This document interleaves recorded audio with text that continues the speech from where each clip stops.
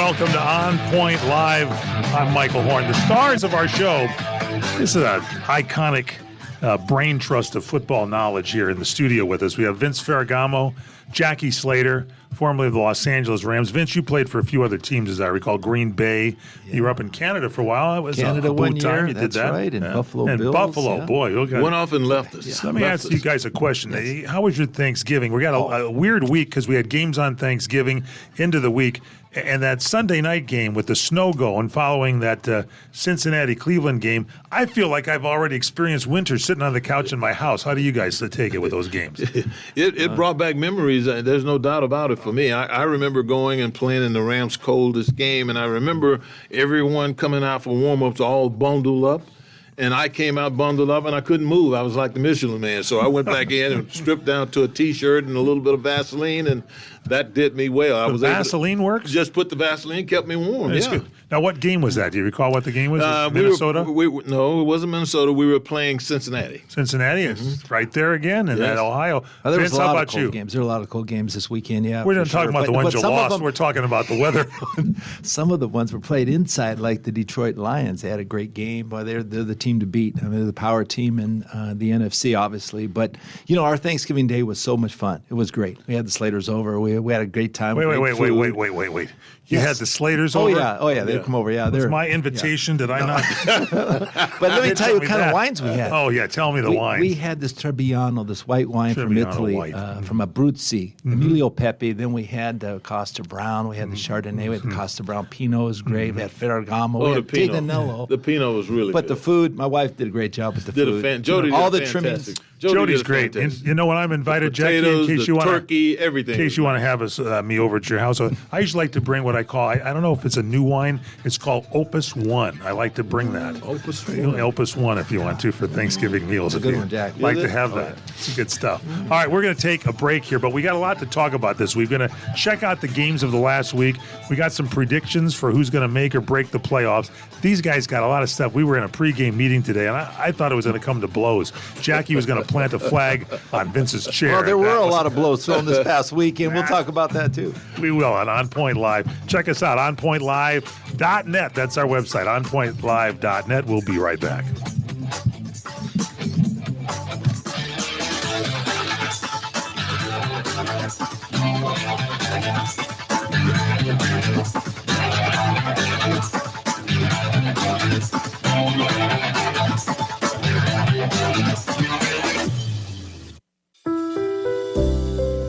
And now for Harmony Cheese, here are Vince Ferragamo and Jackie Slater. Indulge in the exquisite flavors of Harmony Cheese, crafted with passion and precision in Athens, Wisconsin. Our signature golden aged cheeses are a symphony of taste. From the tangy sweetness of cranberry and orange Abergele to the rich, buttery smoothness of our aged Gloucester. Elevate your charcuterie board with our show-stopping Merlot cheddar, or savor the unique combination of flavors in our Portobello and Chive Abergele. Harmony Cheese, rooted in Wisconsin tradition, crafted for discerning palates. Visit our cheese shop in Athens or shop online at harmonycheese.com. Don't forget to visit our cheese shop in Athens or shop online at harmonycheese.com. That's harmonycheese.com.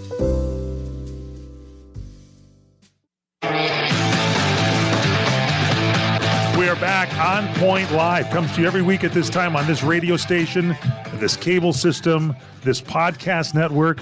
We're also on video, too. You can check us out on our YouTube channel. Subscribe to On Point Live with Vince and Jackie. Our website is onpointlive.net. And you can check us out on Instagram, on.point.live. And we're brought to you by Harmony Cheese, the cheese that turned Jackie Slater's refrigerator into a store demo. His refrigerator. Jackie, last week we saw it. I hope we can play it again this week. You laid out the cheese. I thought it was a Vons supermarket, for God's sake. Right. You got to lay it all out. You got to organize it, just like the plays. You got to run this to complement that. You got to run this to complement that. Vince came by your house and he brought his own shopping cart. It was amazing. It was his refrigerator, Vince. Oh, my gosh, man, there was so much food in there. Don't you ever eat? It was food? absolutely delicious. I mean, I so enjoyed myself for the holidays. Abergelli is the one you like. Right? Abergelli was the one that I like, and it was really special. Now, if you go there, Christmas gifts, we're getting close. Go there, harmonycheese.com. They got all sorts of gift packs and a lot more. Pair that with some Ferragamo wine. We have to give a giveaway here, too. What do you want to do? We have to have some kind of contest. Maybe they can, callers can probably do a poll or some sort, and the winner would receive a bottle of wine. Nice Tenuta Ferragamo, nice Super Tuscan. It'd be great. Tenuta Ferragamo. Yeah, That's good. let's do it. All right, let's get into some football here. We had a lot of fisticuffs and problems, and it seemed like it started with one, and it mushroomed up. Vince, start with you. How'd you like that college game between the Ohio State and Michigan? Look, there was a bad scene at the end, the conclusion of all these games. This is big weekend. Big college game weekend, and there were so many eruptions on the field. Started with the opposing team staking their flag at midfield, and tempers flared. Obviously, there was a lot of loss of self-control. There was no discipline from either staff, from either side of the field, and this was just a bad scene overall. I'll tell you, Michael and Jackie, I didn't really like it. It didn't look good for college football, and this is something that must stop. Now, Jackie, you can get into the sanctions that would happen. Both these teams were penalized, but, it was every game. There was more than, the Michigan and Ohio State game. It was the North Carolina State and North Carolina game. Florida State. Florida State. Arizona State. I mean, listen. Big rivalries. These were Houston at the home against field. Jacksonville. We'll get into that. All these opposing teams won the games, and they wanted to make a statement. Well, the statement was made during the game, okay, not after the game. This is our home field. This is our home. You don't destroy property. You don't do this kind of thing. It just is a bad scene. I agree, and I almost feel funny talking about it because I was a key figure in one of the biggest fights that ever occurred in the National Football League when I shoved Mark Gastineau. But for parents watching this and aspiring, having kids who aspire to play football, it was a little bit discouraging because nobody's going to want their kid to go out and play the violent game and then after the game is over be subject to some of the violence that we saw. I mean, they had the pepper spray the people there at the Michigan-Ohio State game. Interesting thing about that, these are all state rivalries. I mean, Michigan and Ohio State, that's one of the biggest rivalries in our country. And then Florida and Florida State and North Carolina, these are in-state schools getting after one another. And I can understand the competition and everything, but I also have to say that this is dead wrong. I agree with you 100%. Now, the people that I'm going to commend in this situation is the NC2A because they acted directly, harshly. They came down on them right away. $100,000 fine levied against both Michigan and Ohio State, two of the top programs in the country, and that's where you have to, you have to nip it in the bud with the big guys. Now, let me ask you. You guys played college, right? Jackie, where were you? Jackson State University. Jackson State. You at Nebraska. I was at Cal in Nebraska. Cal, sure. Yeah, Cal. So when you're playing the game, you're young, you're a kid, you're playing it. Tempers flare, whatever. In this case, Michigan had a lousy season. This was a total upset, something they could be happy about. Did they go overboard there to tick off Ohio State, who obviously lost the championship? Now they can get in the playoffs, but they're not going to win the championship. It tarnishes their record. It tarnishes their accomplishments, okay? You want to encourage kids to play. Right. And I have a grandson. I have grandkids. I want to see kids play football because football is a development process. It teaches you about life, a lot of things. Now, in the heat of the battle, you can get vibrant. You can get boisterous. You can, there's a lot of emotions that go on. But after the game is over. Congratulate the winner or the loser. They should both congratulate each other and then go on their own way. Good sportsmanship is what we're after. That's what we need to see. What's the whole thing? And with we don't the see flag? that. What's the whole thing? Michigan had the flag. Well, it's saying we're taking this territory. Your territory is no longer yours. We've come in and dominated you as a team, and now we're staking our claim on your home stadium. And it's quite offensive when you think about it. The guys don't want to see that happen. They've disappointed all their fans, and they have to walk out of there with their heads down. And then to have that happen, it just makes them want to do a little bit something. People have their favorite NFL teams, whatever, professional teams. College, it seems like you went there. It was your school. There's a school pride. Right. When you do something like this, I think it's it's harsh on the alumni who have gone there for years. A lot of old timers I know, myself included, go there rooting for the team or whatever. You get embarrassed for your squad, and these are the young kids doing this. And Jackie, it started out there in Michigan and at Ohio State in that game. But all of a sudden, 3 more teams did this. Did they see what went on? Did they say, we're going to do the same thing? What are your thoughts? Well, first of all, you got to look at the teams that this happened. I mean, Michigan and Ohio State, they've been big-time rivals for years and years. And then interstate schools, the Florida schools, Florida and Florida State, North Carolina State. These are interstate rivalries. It's kind of like, for me, it was Jackson State and Alcorn. Jackson State and Mississippi Valley State, where Jerry Rice went to school. These were big rivalries for us, and it meant a lot because it was local. All your parents could come and be there and watching it, all your relatives and friends. And so there was a lot at stake at those games. And to have that happen, to be embarrassed by losing at home to a team that, if you look at a couple of their records, perhaps should have won the games, it does put extra pressure on you, but you can't let it come so out. Michael, Oklahoma. Yeah, I was just going to mention University, Oklahoma, the Nebraska. Sooners and Nebraska. That's a big huge rivalry. Yeah, huge rivalry. rivalry. Okay. So did you ever get hot in the game and want to do something? Oh, Mike, there's a lot of tempers that flare during the course of the game. That's normal. That happens. Normal. Okay, but after the game, we lost both games when I was in Nebraska. We got beat. The Oranges were coming down. We thought we were going to the Orange Bowl. We had the lead. They came back and threw the pass to Elvis Peacock that went up the sideline, and they beat us 17-14. You got beaten by a peacock? Yeah. And the interesting thing was he and Elvis Peacock ended up being teammates at the Rams. And we sure did, but we didn't have a fight after the game. We congratulated each other. It was a great game. It was, hard-fought game, and that's what happens. There's always a victor. There's always a loser. So, but, Nebraska was top of the line. Obviously, too, at Cal, we played Stanford. We beat Stanford in the final seconds of the game, and the fans just joined us on the field. It was a big celebration. That's what it's supposed to be like. And, that celebration was second to none. Steve Sweeney catching the ball with no time on the clock. I remember the time when John Elway played Stanford, and Stanford beat him with the punt return for a kickoff or a punt kickoff return for a touchdown. The band was coming on the field. Yeah. Great celebration. Right. These rivalry games are what college football is all about. It's all about now. And don't tarnish it with a fight after. So how do you prevent this from happening? Has to be sanctions. Today, kids are more apt to get hot and bothered about things. Mike, what do you do? listen. Ryan Day is responsible for it. I mean, Sharon Moore, they're both responsible. Coaches. Okay, How do those you are deal with coaches. it? How do you deal with Yeah. it? Exactly what the NC2A did. $100,000 fine levied against Michigan, $100,000 fine levied against Ohio State. They didn't share $100,000. Each one But of do them. the kids Well, care? something needs to hurt. Does it get to That the is- kids? Where that money comes from, I don't know. It might. Who knows? It might impact some of the NEAL packages. We don't know all the language Yeah, on right. these That's name, true, but- image, and these NEAL packages that these kids are getting. It this cannot money. happen. It could cannot It could continue. affect them that way. Cannot continue. But do you, as a coach, you've got to get these guys ready to face any kind of elements in the game. Yeah. And you got to want them maintain. compete. You want them to be ready to compete All at right. the highest level. So, okay, and Elvis Peacock, you got beaten by a peacock. That's okay. You're listening to On Point Live. You're watching it as well, too, on our podcast. Check out the podcast on our YouTube channel. Subscribe to On Point Live with Vince and Jackie. Go to our website, onpointlive.net.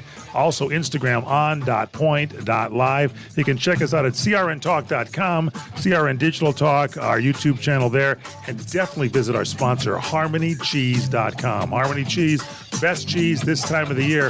Abergelli, Jackie? Abergelli. Jackie Slater, Vince Ferragamo will return. Stay with us on Point Live. Thanks for joining us.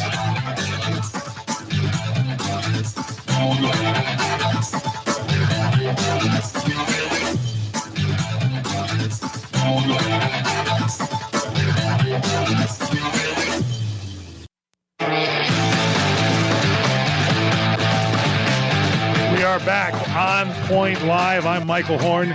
Legends of football here. Jackie Slater, Vince Ferragamo, kind of counting them down. We talked a little college football crazy. Before we get to Notre Dame and get back to college, one other hit that I saw in the NFL. Arizona, or rather, the big game between Houston and Jacksonville Jaguars. Oh, yeah. Trevor Lawrence sliding down, according to supposedly dead to the world on this one, got a big hit there, right? Huge hit. And my understanding is the young man that hit him, this was the second time, Vince, is that right, that he had laid a quarterback out? Now, this guy is going to be fined heavily, and that fine is going to be magnified because this is his second time.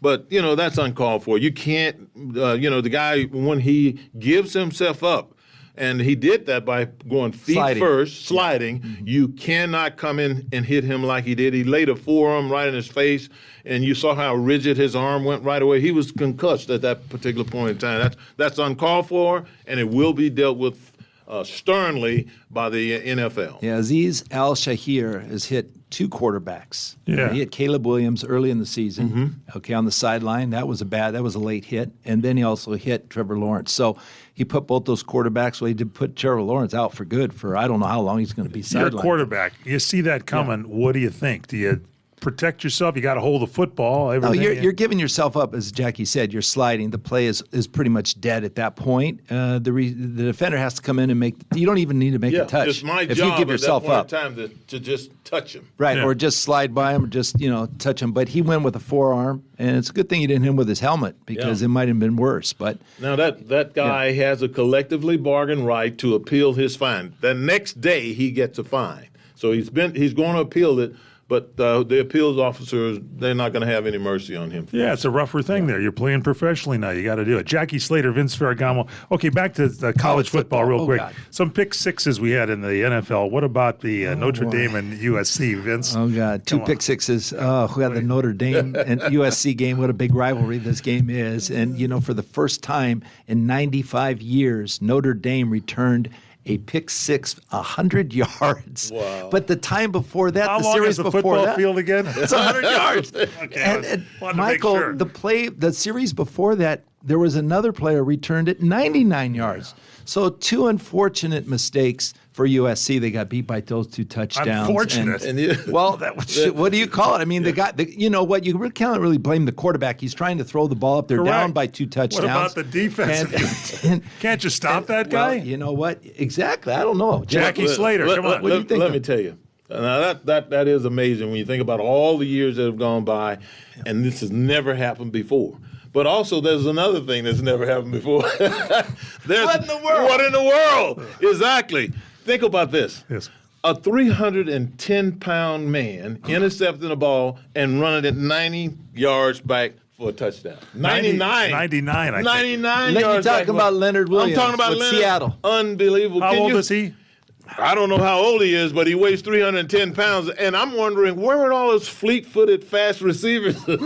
Why did any of those guys, those backs, run this guy down and catch him? They could have grabbed him in the collar. He had an entourage in front of him, Jackie. Yeah, About 4 or 5 blocks. Wait a minute. They talk about how fast the running backs and the receivers are. Why? You could have run that far. Show me your speed by running down a 310-pound guy with a ball. You probably could have knocked it out of his hand. He's not used to carrying a ball. Well, you're talking about the NFL. You're talking about defense, right? You got to make plays defensively. You got to make plays. These pick sixes are that was becoming big absolutely scores. mind-blowing to see that big guy rumble down. Now, he was moving now. Yeah. Leonard said he felt like 99 after he made that run. And, this guy is having a special year, Leonard Williams is. Yeah. He is, in my opinion, he's one of the top guys there, for Defensive Player of the Year. He's putting up some sacks, a lot of tackles for losses, and he's leading a football team that has really turned around their defense. Seattle's defense is going in a different direction right now. And, Mike McDonald being a defensive-oriented coach, Jackie, is the head coach for Seattle. They've only given up 14 points average per game the last 3 weeks of this season. So they're catching steam at the right time here, heading into Seattle's defense. Seattle's defense. But I'd rather be lucky than good pick this week. All right, let me tell you something. Okay, is the quarterback for Seattle. Now, you know the reason Geno why? Smith? Yeah, let me tell you why. You guys didn't play quarterback. Okay. No. So I'm looking at the game. They have 1st and goal, Seattle. You think they're going to score a touchdown, right? Of course. Let's put this game out of reach. No. 1st down, they try to run the play right up the middle. It's a good call. Doesn't make anything, okay? The Jets stop them cold. Jets have a good defensive line. 2nd down, instead of getting under center, okay, and being balanced in your stance, okay, it starts fundamentally. The first mistake he makes is he's leaning back all the way Geno back. is, yeah. Because last week he got run over by one of his linemen, so he wanted to get out of there quick enough. But there's no threat of a quarterback sneak. So what does the defense do? They're not alarmed that there's going to run right up the middle. Okay, let's watch the eye back. Okay, they're going to run the ball right here. They stuff the play. So he wasn't sound. Okay, the third play, okay, was a penalty. They got penalized, okay, and the clock was running down. They had to call a timeout. This is after a penalty, okay, on third down and goal. Okay, the quarterback's only responsibility is to watch the clock. If it gets close to the 30-second clock, you have to run the play or call timeout. Get the ball snapped, all right? That's correct, yes. They don't do that. He looks at the sideline thinking, well, the referees were supposed to reset the 30-second clock. They didn't. If they don't reset it, then you need to play. You need to go with what you have. Then the next play, they try to play action pass, okay? Great call, a good call, all right? He doesn't ride the fake. He doesn't do the fake the proper way. You have to sell the fake, the run, then come out, stall it, then throw the flat. Right. He's way too quick in his development. The ball's thrown outside. It's not catchable. So that blows another play. Now it's 4th and goal at the 1-yard line. I'm talking the 1-foot line. Yes. He drops back. He's under pressure. He's under duress. He scrambles around. Instead of throwing the ball through the end zone, okay, which would just end the clock, your opponent would get the ball on what yard line? The 1-foot line. That's right. Okay, maybe we got another shot. He gets sacked, loses 19 yards. Michael. 4 plays in a row, and I go, what are the coaches looking at over here? Michael. Okay. When are they going to make a Michael, change? Vince is criticizing. He's looking at this guy as one series. It's you're getting happened upset. over and over again. It's consistency. He did everything He's wrong in one series. He's consistently wrong. This Oh, is my not goodness. only one series. This has been happening throughout the course of the year. They've been lucky. They won their last 3 games, Jackie. Yeah, I can't believe they won this one. You know how They they're played the winning? They're Jets. winning on defense. They Let's got just a put it great that way. defense. They played the Jets. What can you say? They have a great defense. And, Mike McDonald, the head coach, he came out of Harbaugh's system over there.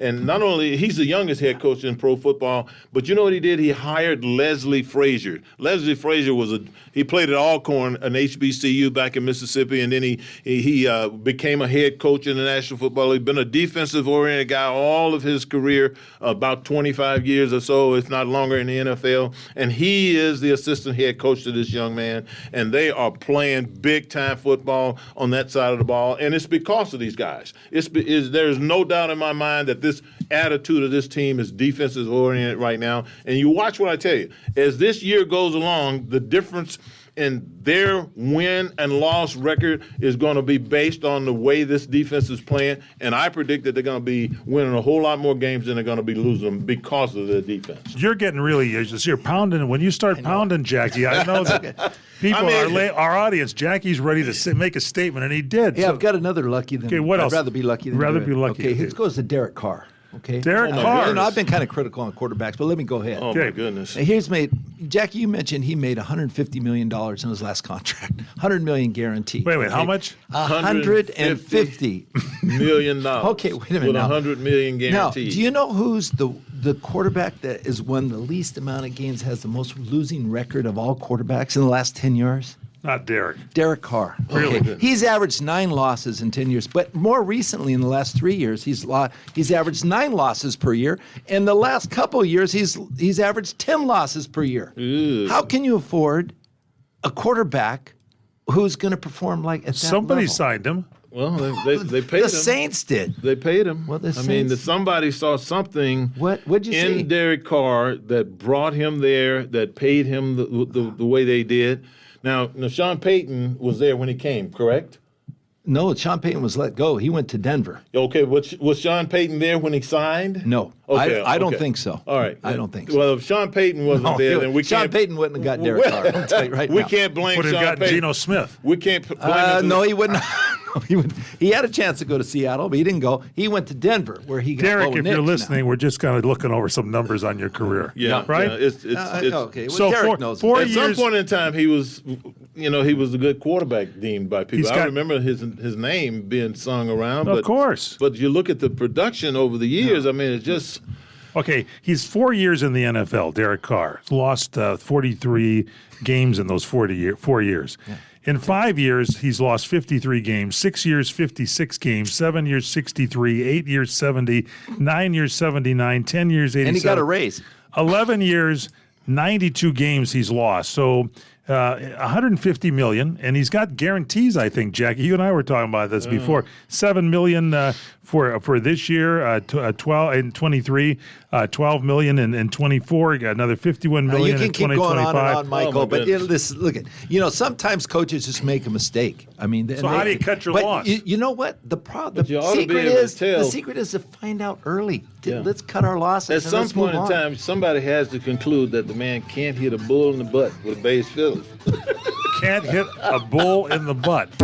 How about catching That's the a ball? Jackie What's that? Slater. In the dark. What's that? With a Let's go base to the filler. cheese refrigerator right now. Look that one up. A bull in the butt. That's good. Now, okay, so maybe possibly we can get him over to I think the Jets are looking for another quarterback. You Oh, think? my goodness. That'd be good? Yeah, I don't. I mean, Derek Carr. That's coming. All right, you're in tune That's with next. On Point Live, Vince Ferragamo, Jackie Slater. They're going to be back for you. Follow them at their website, onpointlive.net, their YouTube channel. You subscribe to On Point Live with Vince and Jackie. Got a lot of good things here on Instagram, on.point.live. Check us out at crntalk.com, CRN Digital Talk on our YouTube channel. Check out our sponsor, great cheese for the holidays and parties, harmonycheese.com. They have it in Green Bay. They have it nationwide. harmonycheese.com. We'll be back.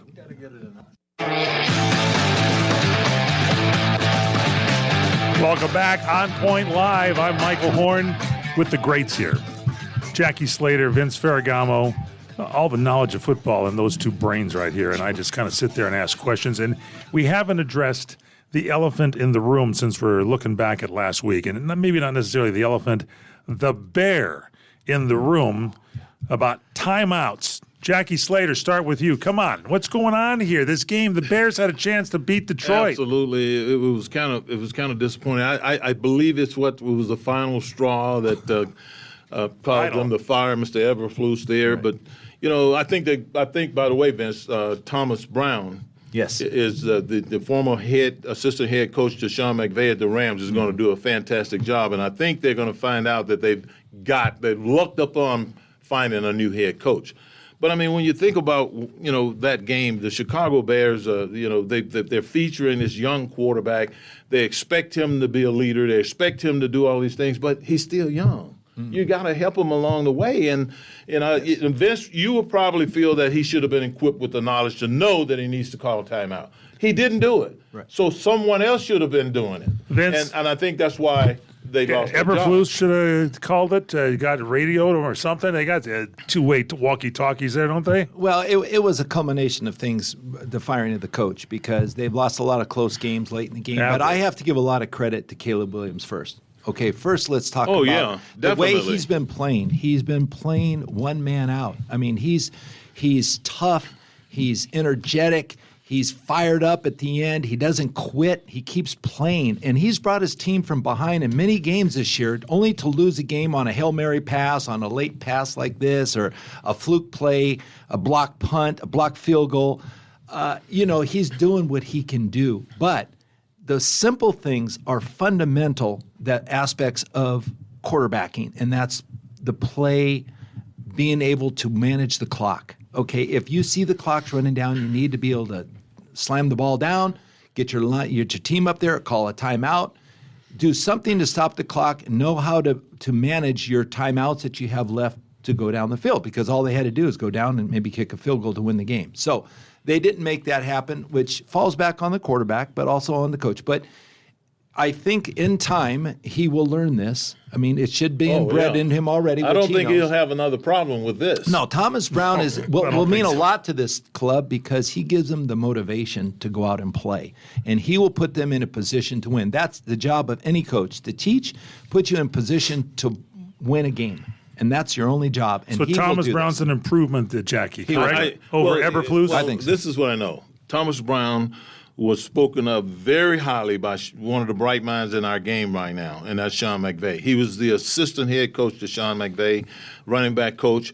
When he went over there at the position that he took there in Chicago, right away he asserted himself as a guy who knows what's going on the offensive side of the football. If he hadn't done that, they would not have promoted him right away to offensive coordinator when they fired the offensive coordinators a few months back. So Thomas Brown, in my opinion, I wouldn't be surprised at all if he doesn't emerge as the next head coach of the Chicago Bears, because he's going to have a great audition here over the next few It weeks. seems to me, if you're named Sean and you're a head coach, or if you're a Harbaugh and you got a brother or two in the league, people are raiding your camp all the time for coaching and offensive and defensive coordinators. What's the deal? Well, let's talk about Sean McDermott with the Buffalo Bills. There you go, another Sean. He's hired Joe Brady, who's been doing a great job offensive coordinating, but he's put Josh Allen in a position to be himself, to take out the theories and put more instinctiveness in him as a quarterback. And he is just awesome the way he's playing for the game right now. He's throwing the ball. Now, Jack, he only completed 12 passes last week, 12 for 18, something like that. Yeah. But you know how many yards they had rushing? 220 yards rushing. Okay, to beat the 49ers. And the 49ers like to beat it out of you by running the ball. They couldn't do it against this team.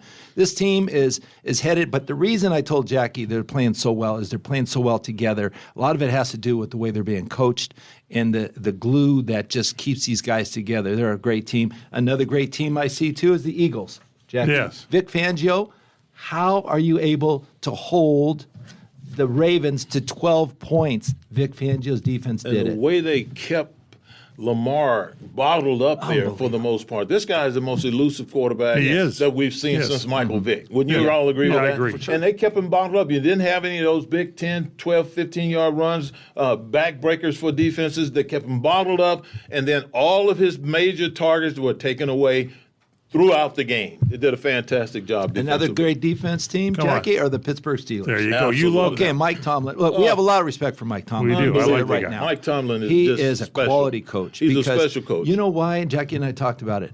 Is that he's loyal to his team. He's loyal to his players, his former players, his administration, his fans. He's there. Because he's there through thick and thin. He's going to fight from the bottom up. He's just not going. There's no quit in him. And for his defense to play the way they played against the Ravens, the way they played last week against Cincinnati, and yet Russell Wilson and He's Jackie mentioned him. they have two quarterbacks. They got two quarterbacks. Justin Fields. Think about it. And Russell Wilson. You mentioned Russell Wilson.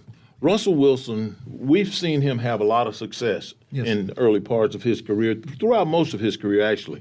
Russell Wilson came to a football team that Mike Tomlin is coaching in Pittsburgh, where the football team was 4-2.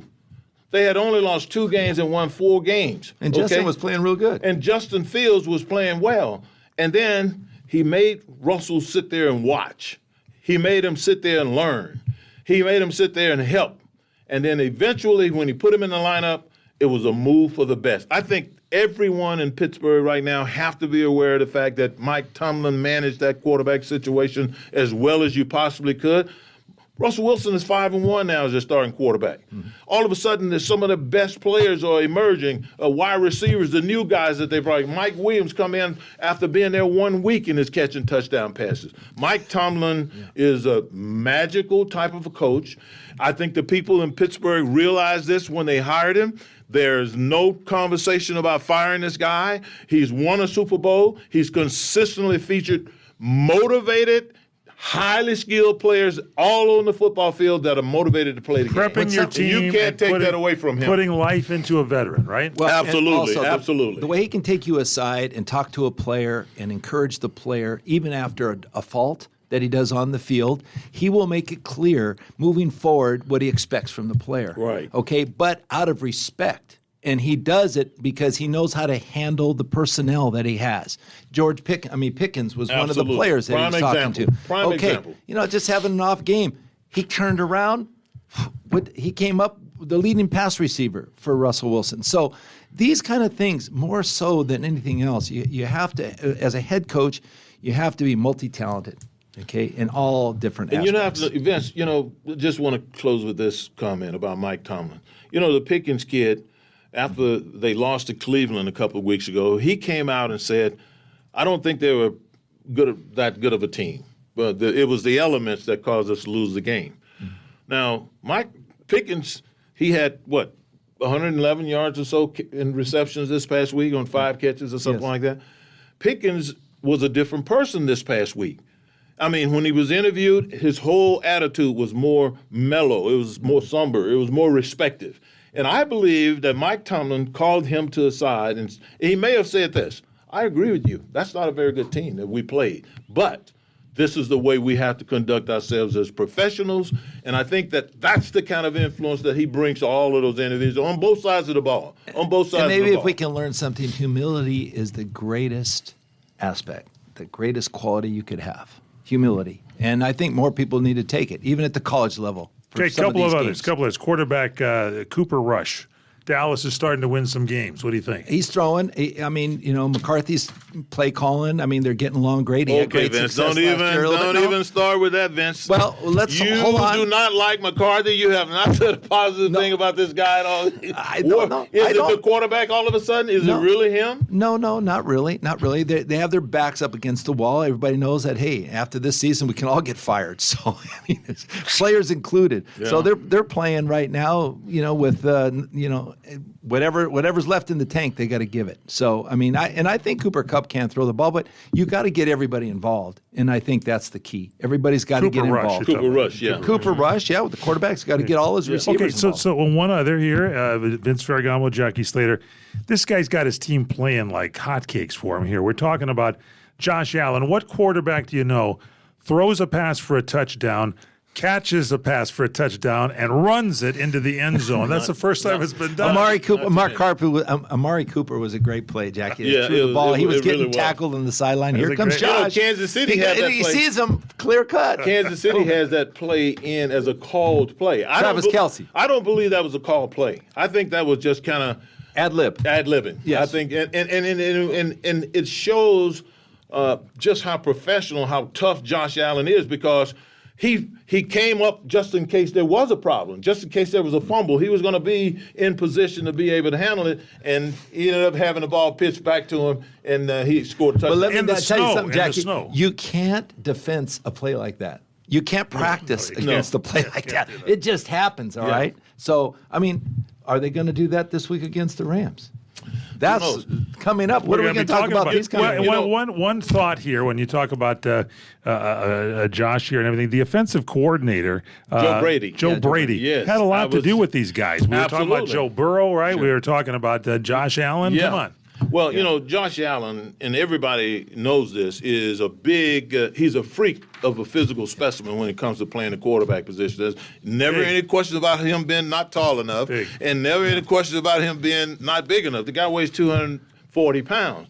But the interesting thing to me as I look at Josh Allen and the way he has progressed is Joe Brady's. Now, Joe Brady, the offensive coordinator, a lot of people don't remember this, but Joe Brady had the good fortune for a period of time to work with Cam Newton, another one of the most physical quarterbacks, running type quarterbacks that we've seen. Same style. And so he, doing his work with Cam Newton, he got familiar with the advantages of having a quarterback that weighs 240 pounds, that has a bazooka for an arm, and that is smart on top of that. And so he uses him.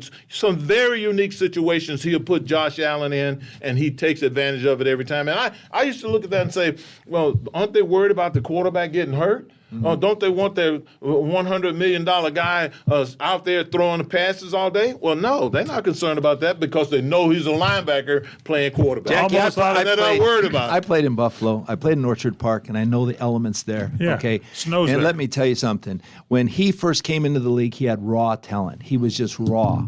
But he has all the skills that are required in an element type of stadium like in Buffalo, with the wind, with the snow, with the cold weather. He knows his team. He knows his back. You saw Brock Purdy throw a couple balls. Did you see the ball slip? Yes. Did you ever see the ball slip out of Josh's hand? Not once. And you see the ball, the steam that he's got on that throw. He's got throws that just are remarkable in that kind of we got way. about a minute here before this thing is up. Bills playing the Rams. What are your thoughts this weekend? Well, it's a tough game for the Rams. Rams are, 4 out of the last 6 games they've won, so they're on a roll, but we'll have to wait and see. It's going to be the toughest contest they've had all year. I agree. Jackie? And I think it's going to come down to what they did last week against the Saints. They got to run the ball and feature their offensive line. Chargers, Chiefs. What do you think?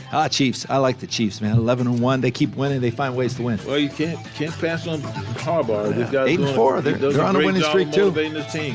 Yep. Packers Lions. What do you think there? Man, Packers are playing It's so gonna be a good good game. too. But That's yeah, gonna good be one a there, huh? really good game. at the Lions, I'm going with Jared Goff. Me too. I'm going gonna with go with the Lions. Bears Former 49ers. Bears 49ers. No, Bears. Bears, yeah. 49ers are on the way out. Thomas Brown will get it figured out. You think so? Fading fast. Fading fast. Well, you get it figured out. We got one more segment coming up. Stay with us. OnPointLive.net is our website. On Point Live with Vince Ferragamo and Jackie Slater. Check us out on our YouTube channel. Subscribe to On Point Live with Vince and Jackie. Check us on Instagram, on.point.live. Harmony Cheese brings it to you, harmonycheese.com. Indulge in the exquisite flavors of Harmony Cheese, crafted with passion and precision in Athens, Wisconsin. Our signature golden aged cheeses are a symphony of taste, from the tangy sweetness of cranberry and orange Abergele to the rich buttery smoothness of our aged Gloucester. Elevate your charcuterie board with our show-stopping Merlot cheddar, or savor the unique combination of flavors in our portobello and chive Abergele. Harmony Cheese, rooted in Wisconsin tradition, crafted for discerning palates. Visit our cheese shop in Athens or shop online at harmonycheese.com. Back with On Point Live, Michael Horn, Vince Ferragamo, Jackie Slater. Okay, some stats for the NFC West. Arizona Cardinals have a 43.2% chance to win. Seahawks, 33.7%. Rams, 18.9%. The San Francisco 49ers, 4.3%. With that Cardinal and Seahawks score, what do you think of that game? That's a matchup this week. Seahawks at the Cardinals. Vince Ferragamo. Boy, that's a toss-up actually, because both teams have. Kyler, what's his name? The quarterback for Arizona just drew a blank. He's been up and down. Kyler Murray. Kyler Murray. He's up and down. I mean, Geno Smith up and down. Both defenses are playing well.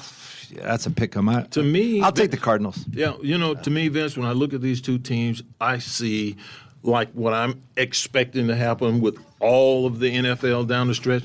Who runs the ball the best? Yeah, the team that runs the ball the best in this particular game wins it. Yeah, and I like James Conner. So I think the Cardinals being played in Arizona. Yeah, what do you think? I'll take it. That's what I'll go with. You say watch the run game, right? Oh, down the stretch, there's no doubt about it. The reemergence of the running game in the National Football League is going to be key as we go down the stretch, like it was for the Rams this past week. Let me add to that. When they played New Orleans. If you can master and stop the run game like they did with Baltimore last week, then you've got a problem. You've got a better chance to win that football game. Go up in the air. All right, now we're going to have a contest. Going to give away some Harmony Cheese for Christmas, for the holidays, and some Ferragamo wine. Yeah, Probably let's a little pack. Let's do a Super Tuscan, and we'll do a few bottles out there. And what do we have to our callers to? Just say we want to win the Harmony Cheese pack. Email your entry with your name, address, your phone number so we can get a hold to you. info@crntalk.com. That's where you send your email. Info, like an information, INFO. Info@C as in Charlie, R as in Robert, N as in network, CRNtalk, TALK.com. Make sure and give us your name, address, and phone number, so if we draw your entry, you'll get it for you. So we know where to send it, right? Yeah, that's correct. Info@crntalk.com. That's our show. Final thoughts from you, Jackie Slater. Final thought from you, Vince Ferragamo. The Rams are looking brighter each day, so they're looking more and more better each and every week. Especially with their offensive line healthy and two backs with 156 yards total. That's going to be the key. That's going to be the key. All right, don't forget info@crntalk.com with your entry. Check us out at onpointlive.net, our YouTube channel. Subscribe to On Point Live with Vince and Jackie. Instagram, on.point.live. We'll see you next week. Thanks so much for listening and watching. Don't forget our podcast. You check it out at onpointlive.net.